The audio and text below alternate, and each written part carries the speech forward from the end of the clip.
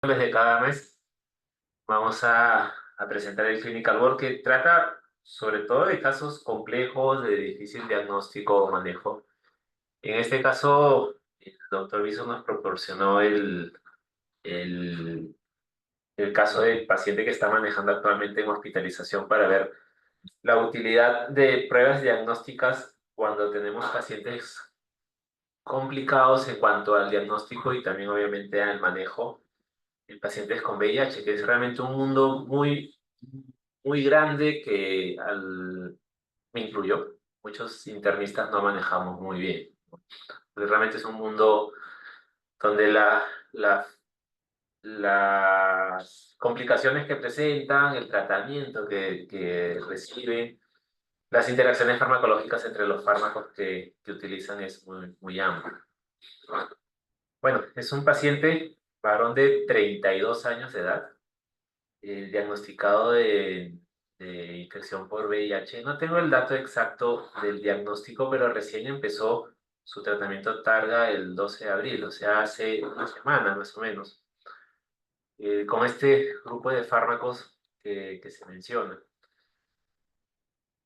La cronología de la enfermedad básicamente es que 2 meses antes del ingreso a hospitalización, comenzó más que todo con sintomatología digestiva, diarrea con moco, sin sangre, asociado a distensión abdominal y el dolor cólico que fue controlado parcialmente con analgésicos.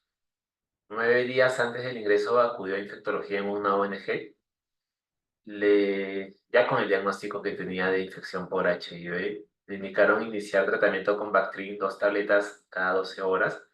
Completó 9 días, pero al no notar mejoría fue que acudió acá a la clínica. 5 días antes del ingreso se agregó alza térmica, que se cedía parcialmente con la toma de paracetamol y tos con movilización de secreciones que se exacerbaba sobre todo al ingerir alimentos.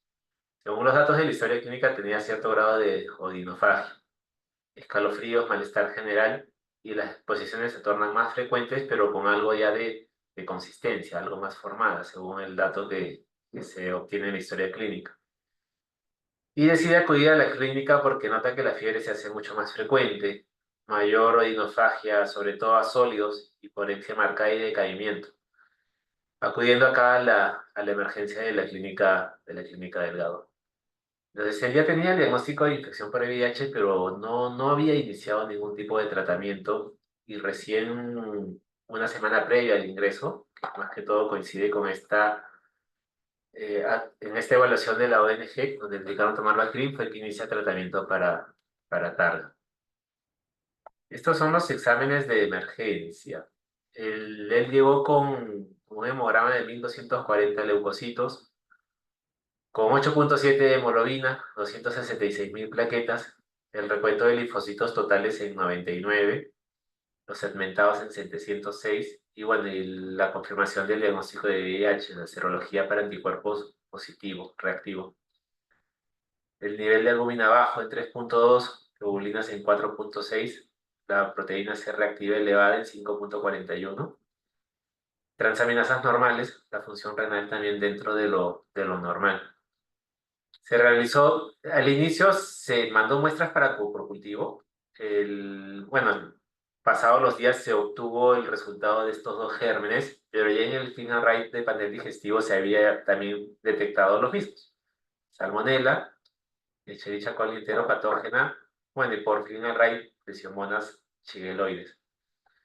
Coprocultivo lo confirmó posteriormente, crecieron Salmonella entérica y E. coli enteropatógena, sensibles a cefalosporinas. En un inicio comenzó tratamiento con ceftriaxona, pero después rotaron en el transcurso de los días a carbapenem. Antígeno de criptococo negativo.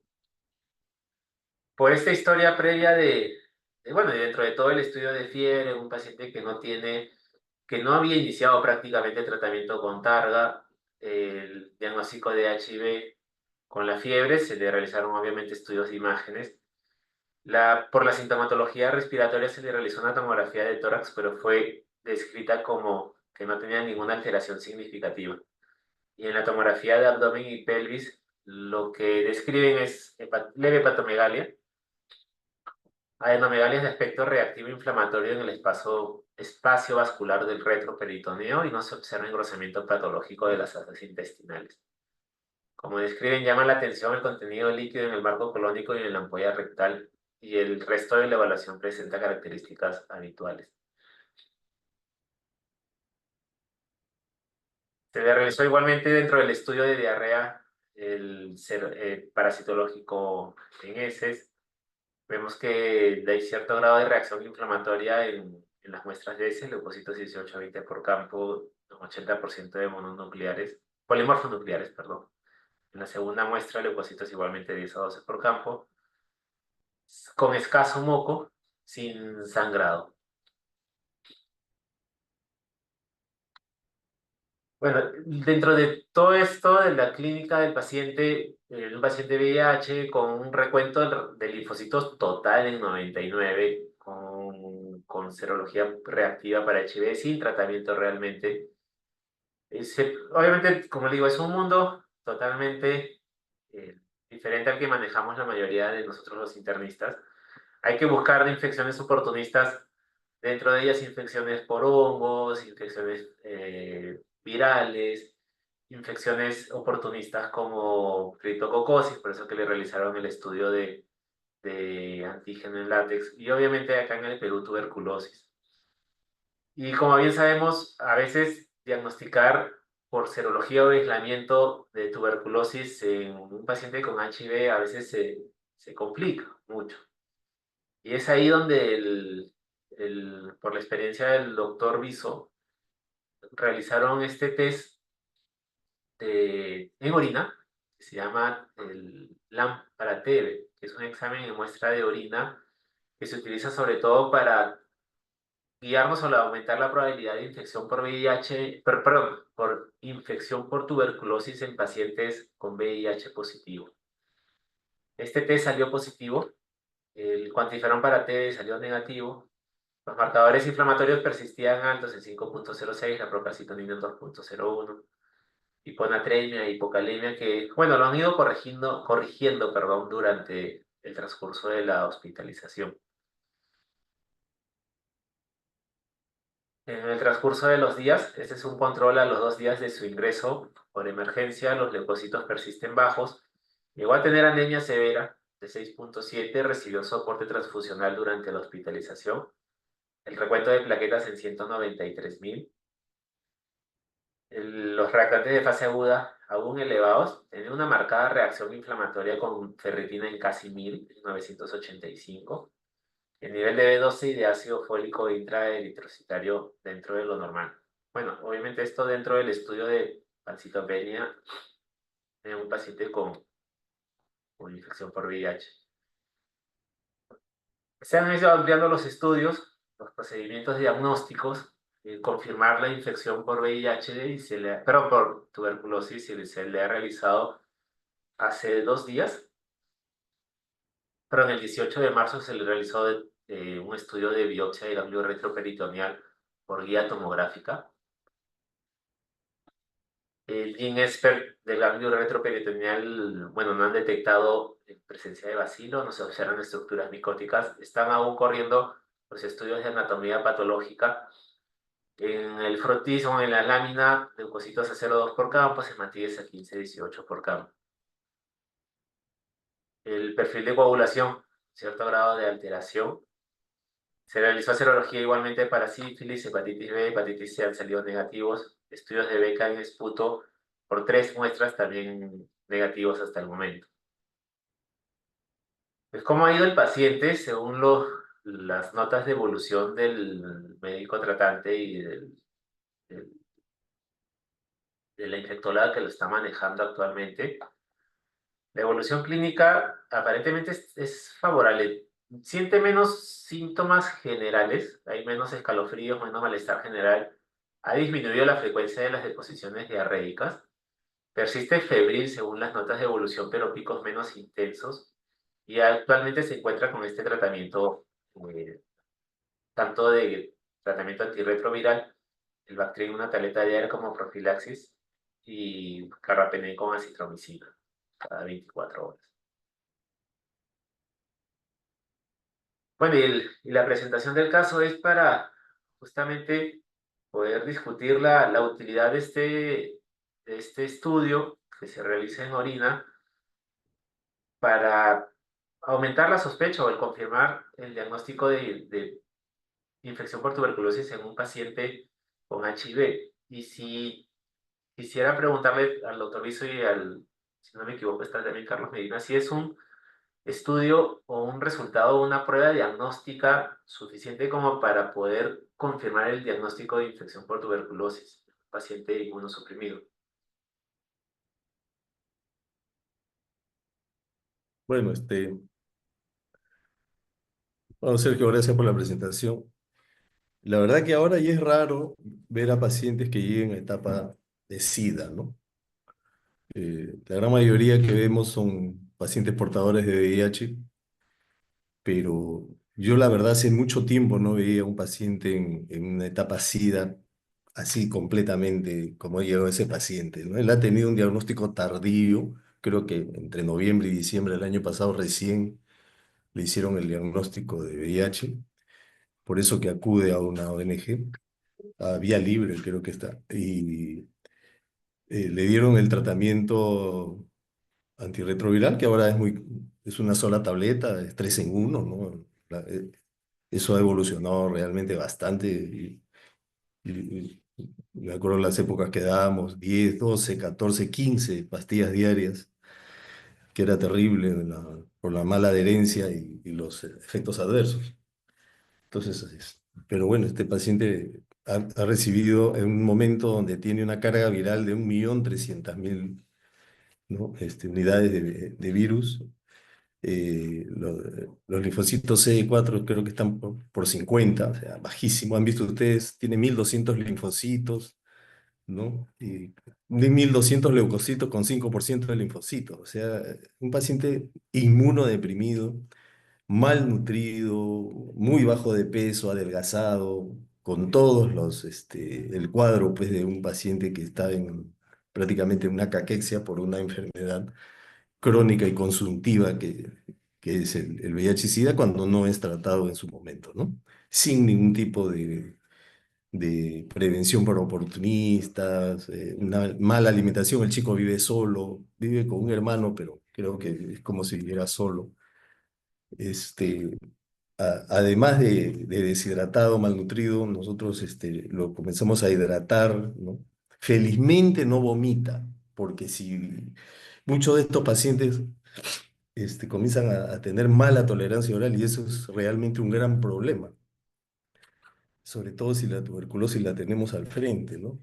Entonces, manejar un paciente con mala tolerancia oral en estos casos es bien, bien difícil. Felizmente no vomita, recuperó el apetito y le damos, además de la dieta que tiene, recibe un módulo proteico, porque este paciente hay que alimentarlo. O sea, la parte alimentaria es básica en estos pacientes. Entonces, con digamos, el soporte nutricional, la hidratación, el acompañamiento de su madre, que la tiene ahí todo el tiempo, todo eso comienza a mejorar la parte inmune. Y bueno, la targa pues, tiene también que empezar a actuar, ¿no? A bajar esa carga viral. Pero este paciente ya, como ustedes ven, tiene varios oportunistas, ¿no? Se le han aislado Salmonella, Plesiomonas shigelloides, E. coli enteropatógena, y ese E. coli encima es BLE. Por eso que le hicimos la rotación de ceftriaxona, ertapenem, porque él sigue con pico febrilo. Pero cuando se tiene un paciente con VIH que está haciendo fiebre, esa fiebre puede ser por varios motivos, ¿no? Por varias formas de oportunistas. Es más, incluso también puede ser por un tema neoplásico. Yo recuerdo cuando en las épocas, más de 20 años, cuando manejábamos muchos pacientes, teníamos pacientes que tenían 3, 4 infecciones diferentes y aparte tenían, por ejemplo, un linfoma, ¿no? Tuberculosis más por ejemplo, neumocistis, más salmonela y aparte tenían Kaposi o linfoma, ¿no? Realmente era terrible. Bueno, y eso hace que la inmunidad no se recupere. Entonces ahora, la, pri- eh, una de las primeras infecciones oportunistas que uno tiene que buscar en estos pacientes es tuberculosis, ¿no? Aparte de todo lo que te encuentres, porque uno puede decir, no es como un paciente común y corriente que uno ya encuentra el germen, por ejemplo, y dice, ah, sí, aislé tal cosa y esto es. No, en estos pacientes hay que seguir buscando más oportunistas. Más bien lo raro es que tengan un solo oportunista, tienen dos, tres, cuatro. Y de todas maneras uno tiene que buscar tuberculosis. Entonces, cuando es una tuberculosis pulmonar, la cosa puede ser un poco más fácil, pero cuando es extrapulmonar es mucho más difícil. Y entonces, una forma de poder rastrear, digamos, la tuberculosis extrapulmonar es justamente con esta prueba que se llama LAM-TB. LAM porque busca un antígeno que tiene un nombre largo, lipoarabindománimo, tiene un nombre muy largo. Este, y tiene altas especificidad, ¿no? O sea, si es negativo, realmente el 100% podría resultar que no hay tuberculosis. Pero si es positivo, creo que tiene una sensibilidad del 40, 50%. Seguramente Carlos Medina podría hacer mayor comentario, porque yo la verdad ya no veo estos pacientes, felizmente que lo he estado viendo con la doctora Carolina, que ha sido de mucho apoyo, está siendo de mucho apoyo en este caso, ¿no?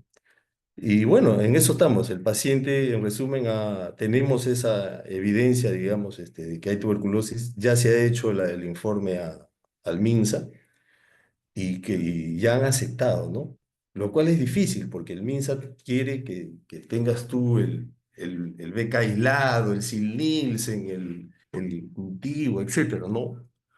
Pero en este caso, me acabo de enterar que han aceptado darle tratamiento a partir de mañana.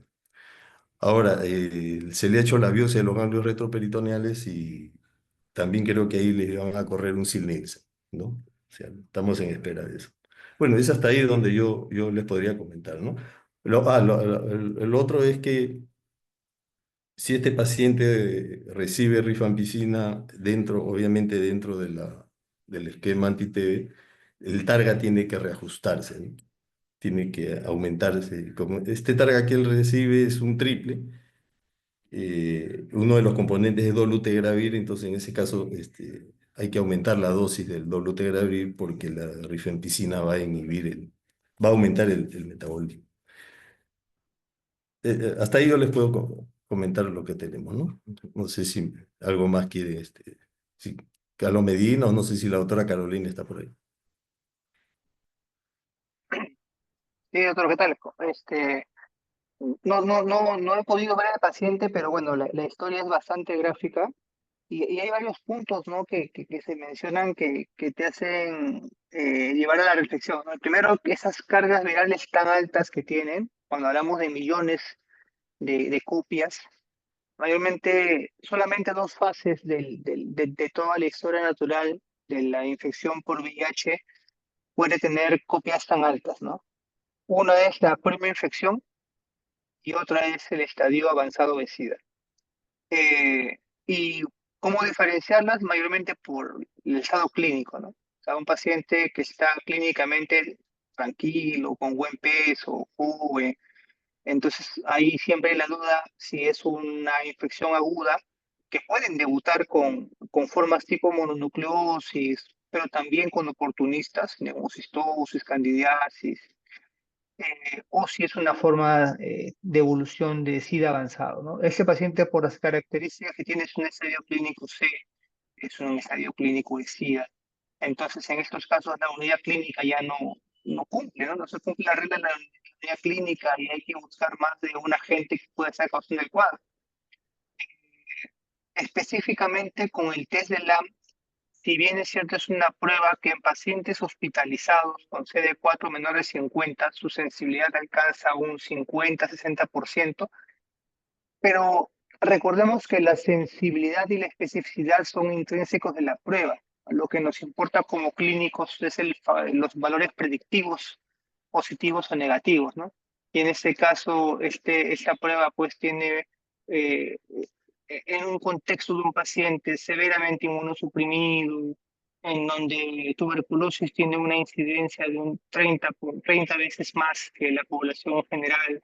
Entonces, es mucho más probable que esta prueba positiva en un paciente con síntomas que, si bien es cierto, son explicados por 3 agentes aislados, pero que pues estos agentes rara vez causan diarrea crónica, ¿no? Son agentes que suelen causar diarreas agudas, secretoras, que si no evoluciona rápidamente se autolimitan.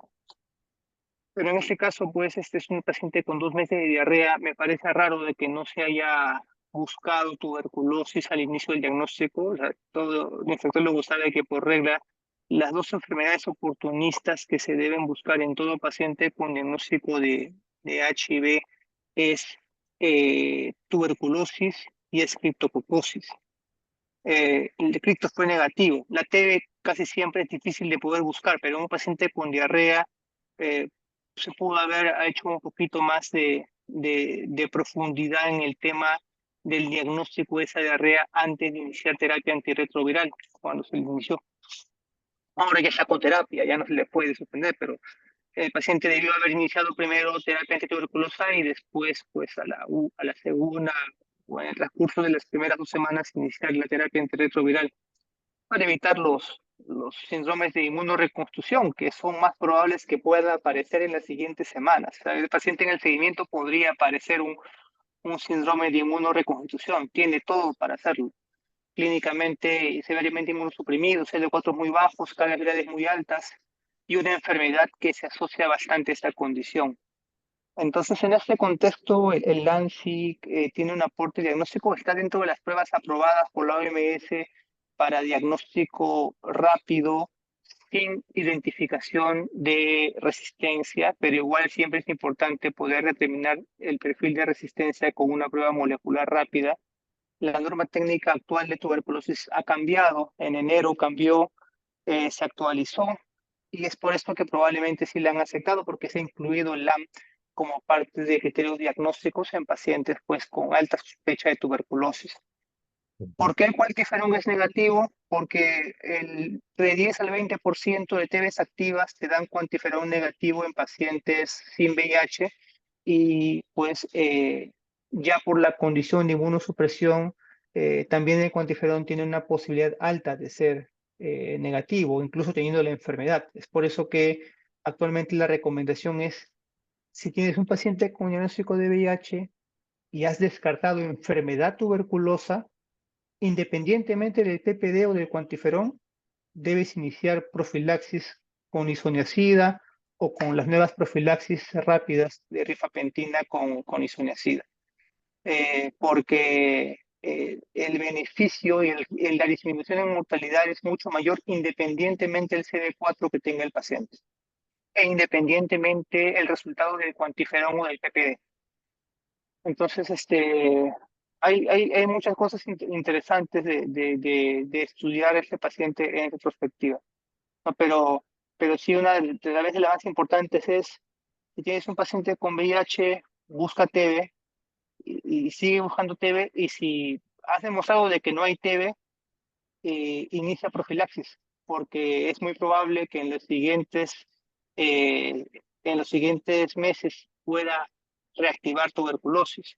Recordemos de que los pacientes, la profilaxis mayormente es en el paciente que se lo convierte, tiene entre un 5 a 10% de hacer tuberculosis activa en los siguientes 2 años, pero en pacientes con VIH eso se multiplica por 3. O sea que un paciente con VIH tiene un riesgo de más o menos un 30-40% de hacer reactivación de tuberculosis en el siguiente tiempo, en los siguientes 2 años después del diagnóstico. Es por eso que la profilaxis le beneficia bastante. Carlos, una pregunta. Sí, sí. Este, ¿Tú crees que ahora que va a iniciar la terapia anti-TB, suspenderle la targa o darle la targa con dolutegravir adicional para evitar el problema con rifampicina? Porque yo ya había escuchado que no debería suspenderse la targa en estos pacientes. Sí, en este caso es mejor no suspender por 2 motivos, ¿no? Porque ya le han iniciado, y con esa carga viral tan alta que tiene, si se le suspende la terapia antirretroviral va a ser resistencia. Ya. Eh, entonces vamos a perder tal vez el mejor tratamiento que se pueda dar. Entonces, en este caso, pues se le tendrá que dar lo que es tratamiento antituberculoso. Posiblemente aquí vale la pena agregar corticoides. Hay un estudio interesante en el New England de pacientes con VIH que se le agregaban corticoides para poder prevenir, como un preventivo, prevenir el síndrome de inmunoreconstitución. Y justamente en estos pacientes con estas características, ¿no? Severamente inmunosuprimidos, alta prevalencia de tuberculosis, en donde, pues, en países africanos, en donde, pues, la capacidad de poder buscar tuberculosis es muy limitada, ¿no? Entonces se le iniciaba esto justamente para prevenir estos eventos. Y de acuerdo en el tema de si se le va a iniciar terapia antituberculosa, pues hay que duplicar la dosis de dolutegravir por el tiempo que lo va a recibir, ¿no? Ujú. Y dime, ¿y darle corticoide aun cuando tenga todavía otros oportunistas ahí? Porque él está todavía recién en segundo día de meropenem.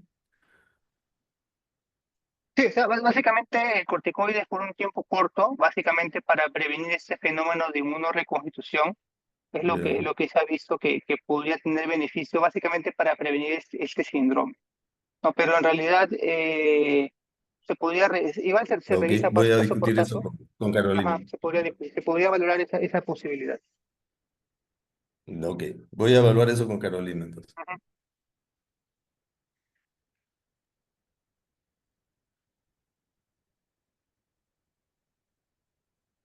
Y revisando este tipo de estudio, el de orina, el AM, ¿es más que todo en pacientes con VIH o se puede utilizar también en no infectados por VIH? Sí, actualmente se está buscando la aprobación de este estudio en otros pacientes no VIH. Hasta ahorita la evidencia está solamente en pacientes con VIH y solamente en pacientes con CD4 menores de 200, incluso menores de 100, ¿no? Que es donde está la mayor evidencia. Eh, pero ya se está buscando evidencia en pacientes no VIH con mayores riesgos de tuberculosis diseminada, porque básicamente pues el principio del LAM es que en pacientes severamente inmunosuprimidos la tuberculosis es una enfermedad sistémica, va a diseminar y al diseminar pues va a aparecer en diferentes partes y una de ellas es este fragmento de la pared que es el lipoarabinomanán que va, se va a exponer en orina. Ahora, este lipoarabinomanán es una estructura que es eh, afín a todas las micobacterias. Y hay micobacterias no tuberculosas que pueden ser ambientales que también podrían dar falsos negativos, falsos positivos. Es por eso que en el contexto siempre importa cuál es la probabilidad pretest en el paciente, ¿no? En este caso, por las características, la probabilidad pretest es alta. Por eso es de que se podría asumir de que es un diagnóstico con esta prueba. Pero si, por ejemplo, sea un paciente pues, que no tenga las condiciones, o sea, un paciente, eh, no sé, que en otras latitudes donde la prevalencia de TB es baja, ¿no? Primer mundo, sin VIH, y que tenga un test, lo más probable es que sea pues, una micobacteria ambiental, ¿no? Entonces, en realidad, este test tiene una baja sensibilidad, una alta especificidad, pero lo que nos importa básicamente son los valores predictivos y las probabilidades post-test, ¿no? Que se evalúan dependiendo del paciente. Pero por eso creo que le han aceptado eso en el MINSA, Ajá, porque si hubiera sí, sido cualquier otro paciente, no VIH, no le aceptaban. así es. Mm, así ha sido. Y una cosa rara es que este paciente no ha hecho Muget nunca. No sé, antiguamente todos los VIH en etapa C hacían Muget. Él no tiene Muget. Le hemos revisado bien la garganta, todo. ¿No?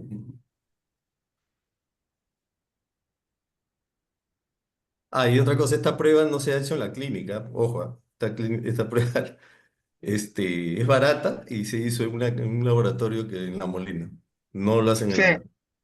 el centro médico, bueno, que ahora es de Socios en Salud, está haciendo esta prueba del TB-LAM. Todavía no está en ninguna institución del MINSA de salud esta prueba.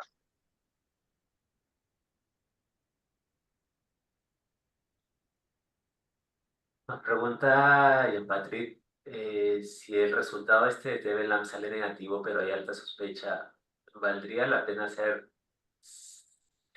o sea, estudios de los habituales que tenemos, que sabemos que tiene sensibilidad baja, como buscar beca en esputo, beca en algún tejido?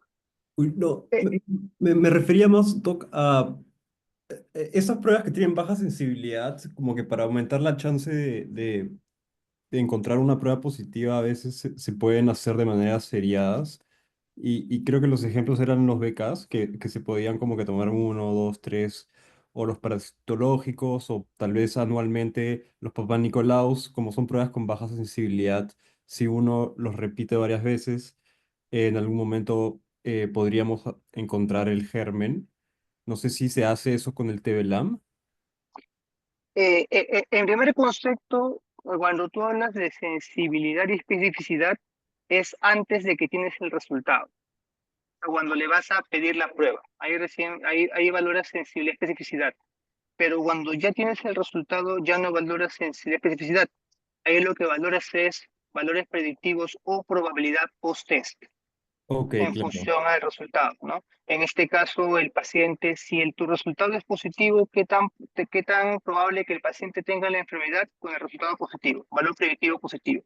Y en este caso, por las características del paciente, es un valor predictivo alto, positivo. Por eso es de que aceptarías ese paciente, es muy probable que tenga tuberculosis. Ujú. Sin embargo, se deben agotar las medidas para poder determinar perfil de resistencia. ¿Por qué? Porque en el Perú la resistencia, la monoresistencia isoniazida está en un rango de 15%. La resistencia, la multidrogoresistencia también es un nivel alto en pacientes, sobre todo en pacientes con HIV. Hay estudios en los cuales o sea, que en tuberculosis hay linajes y los linajes asociados a Beijing, es un linaje asiático que ingresa al Perú con la migración asiática, está más asociado a perfiles de resistencia, es más frecuente en pacientes con HIV. Entonces, pues la probabilidad de resistencia a algún fármaco también es alta, dependiendo del contexto del paciente.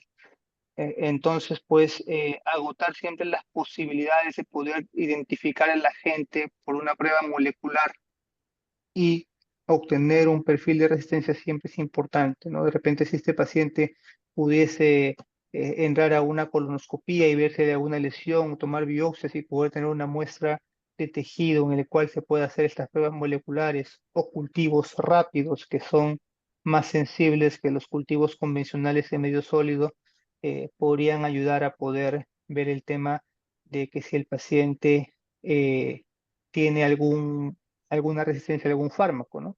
Y esto lo digo principalmente en el contexto de que si el paciente responde a la terapia, la mayoría de pacientes van a responder a las terapias, ¿no? Cuando hay estudios pues, históricos en los cuales al paciente pues tú le dabas paz y le dabas efectomicina y el paciente mejoraba. El problema es de que después de los 2 meses recaía y morían igual. Entonces, básicamente porque hacen resistencia, porque se expone la resistencia en ese momento.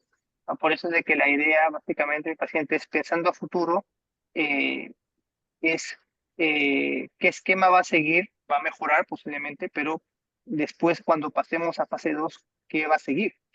O si el paciente requiere algún esquema diferente, si es monoresistente, si es poliresistente, si es multirogo resistente. Bueno, respecto a agotar otras pruebas, es cierto, ¿no? Casi es algo que siempre debe buscarse, de todos los lugares posibles, ¿no?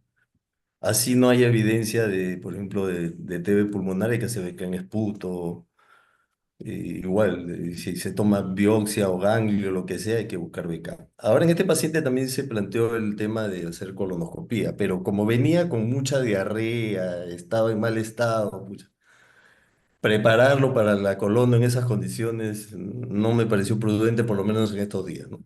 Puede ser que después, si ya mejora un poco más, la diarrea se va este,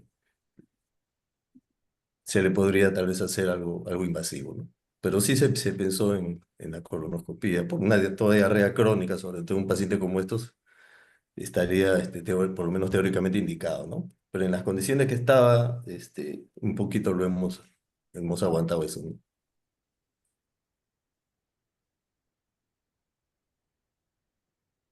Justo, doctor, el estudio que le comentaba que aprobó prednisona en pacientes con tuberculosis, o sea, para prevenir básicamente el iris en pacientes con HIV, fue justamente, está publicado en New England, es un estudio en el cual se hizo en Sudáfrica, en mayores de 18 años con TB confirmada, naif para terapia antirretroviral, o sea, nunca antes tomado, con CD4 menos de 100, y que estén recibiendo por lo menos 30 días de terapia anti-TB, justo las condiciones que el paciente calza, ¿no? Y aquí se observó básicamente pues lo que es una disminución en el acumulado de la incidencia de iris en un seguimiento a los 84 días. Entonces, sería importante poder revisarlo, ¿no? Poder revisarlo para ver si también se podría beneficiar de esta, de esta terapia. Ya, perfecto, vamos a hacerlo. ¿Alguna pregunta de los presentes? Carlos, ¿sabes si están en otros estados inmunológicos no HIV, se están haciendo estudios o hay algunos estudios de esta prueba? Del Tivilam, sí, doctor. Se están haciendo en pacientes con terapias con anti-TNF y en post-trasplantados, en donde también se ha visto alta incidencia. Pero todavía no tengo conocimiento de que la prueba ya haya sido validada o aprobada en estos grupos. Eh, una pregunta.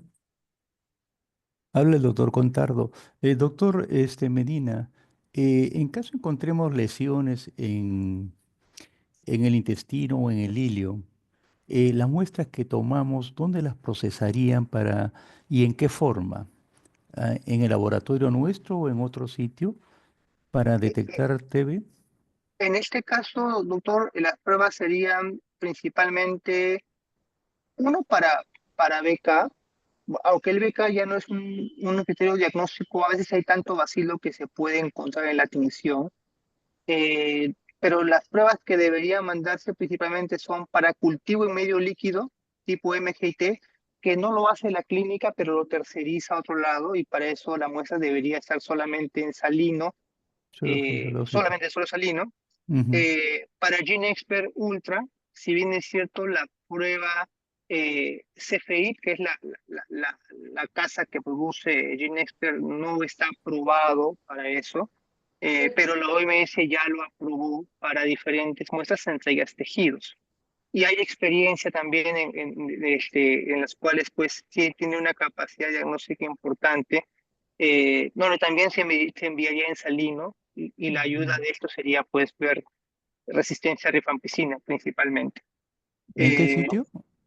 el GeneXpert sí se hace en nuestro laboratorio, Ujú, y el cultivo en medio líquido, el mismo lugar, el mismo centro de Socio Salud que hizo la prueba TB-LAM también hace cultivo en medio líquido. ujú. ¿Se enviaría al laboratorio para que lo dirija? Sí, sí, el laboratorio normalmente lo dirige, Ujú, se le envía al laboratorio, incluso la opción de cultivo MGT está en el GIS, ujú, ujú, y ujú. el laboratorio lo terceriza y lo envía para que se procese, ¿no? Ok, en caso que se proceda, entonces estaremos atentos a ello.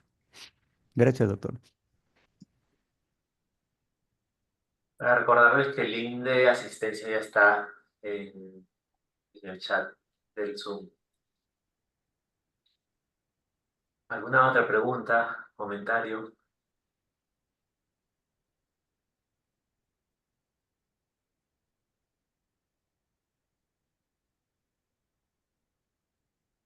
Bueno, muchas gracias. Y gracias, doctor Viso, por compartir el caso. Realmente nos enseña mucho de un mundo que que desconocemos, ¿no? Un mundo que tiene todavía mucho por estudiarse, mucho en cuanto a estudios diagnósticos, en cuanto a tratamiento, respuesta a tratamiento, porque lo podemos extrapolar a los pacientes que habitualmente vemos para determinadas pruebas diagnósticas o incluso tratamiento y seguimiento. Doctor Salazar. Ok, muchísimas gracias a todos. Interesante, un caso corto pero interesante, y hemos aprendido acerca de otra prueba de ayuda que podemos usar en nuestro arsenal para nuestros diagnósticos. Gracias, Sergio, gracias a todos por la asistencia. Recuerden que el link ya está ahí en el chat para que se anoten. Y nada, buenas noches. El próximo lunes continuamos con las actividades académicas. Un abrazo. Chao, nos vemos. Un Un abrazo para todos. abrazo. Chao, chao. Bye. Chao.